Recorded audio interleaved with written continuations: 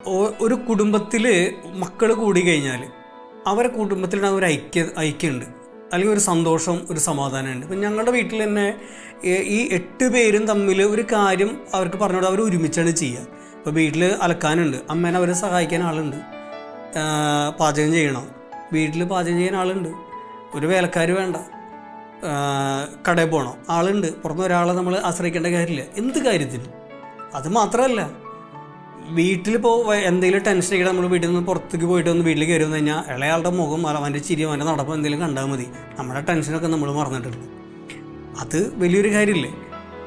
ഞാനൊരു ഉദാഹരണം പറയുകയാണെങ്കിൽ, ഇപ്പോൾ 8 മക്കളുള്ള ഞങ്ങൾക്ക് ഒരു 30 വർഷം കഴിഞ്ഞാൽ ഇവരും ഞങ്ങളെപ്പോലെ മക്കൾ സ്വീകരിക്കുന്നവർ തന്നെയാണെങ്കിൽ എന്തായിരിക്കും ഒരു നാട്ടിലെ അവസ്ഥ, അല്ലെങ്കിൽ നമ്മുടെ സഭയുടെ അവസ്ഥ? ഇത് ജനങ്ങൾ കൂടി എന്ന് പറഞ്ഞുകൊണ്ട് ഒരിക്കലും ഒരു രാജ്യമോ ഒരു വീടോ നശിക്കില്ല.